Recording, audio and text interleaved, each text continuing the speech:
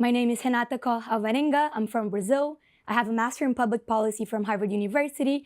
I also work at the World Bank on disaster risk financing as a consultant, and I'm the founder and executive director of an NGO based in Brazil that works on gender and climate justice called Empodera Clima. When women rise, CO2 levels fall. This is a fact. This is what we've seen. When we have women in parliament, women in Congress, we have better results. We have more environmentally friendly agreements. There's a transition that needs to be made if we want the youth priorities, which, I mean, they're really just human rights priorities. They're people priorities when it comes to climate. If we want to translate those policy engagements and goals to the global level, to what comes out of the World Economic Forum of COP, we need to bring these people to the table. That inspired me to go back home, go back to Brazil, and really bring this agenda to the local level. Talk to people, hey, this is happening at the global level. Gender and climate is a real connection. At the end of the day, climate change is about people. It's impacting everyone, but as we know, the most marginalized communities are affected first. We have seen and we're expected to experience more unmatched climate-fueled disasters in our lifetime than most of the previous generations.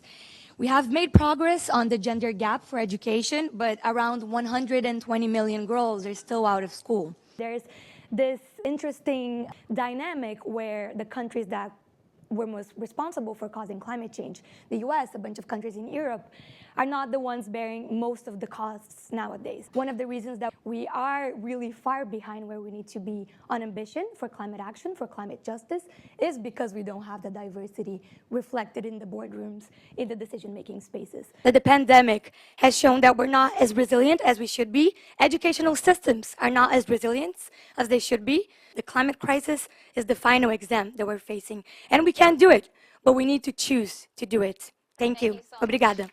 Thank you so much. When we're talking about climate policy and climate ambition, we have to talk about leaving no one behind. That is the motto of the 2030 Agenda, and that means including women, children, the elderly, and youth especially, because we're the ones that will be affected by this most of all in the future and already in the present as well. So I believe that when we're talking about sustainability, we're talking about intergenerational equity. Here a statement by Youth Representative Ms. Renata Koch Alvarenga. I have the great honor to be here today, representing global young women and girls, and most of all, representing Brazilian women. Change is possible with strong, resilient, and feminist leadership. But the clock is ticking. Time is indeed up. What will you do about it? Thank you.